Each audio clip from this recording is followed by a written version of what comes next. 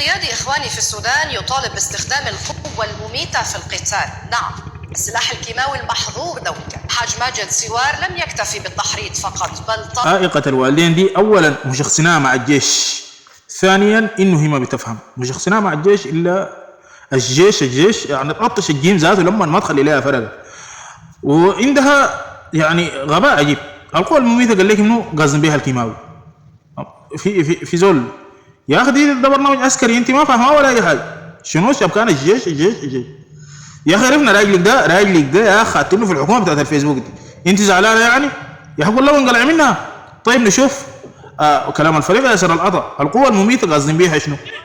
بنستخدم فيها أكبر غدر يسمح به السيد القائد العام من القوة المميتة، وحنستخدم فيه أكبر غدر يسمح به السيد القائد العام من القوة الخفية. طيب يا اخواننا، واضح انه دي تقسيمات داخليه، قوه مميته وما اعرف قوه خفيه وما ادراك وكلام بالشكل ده، ما عندها اي علاقه بالكيماوي وما عندها علاقه بالموضوع دي.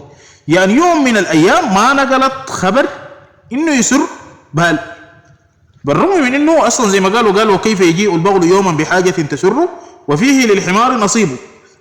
ما في حمار ما في بغل بيجي بخير، لانه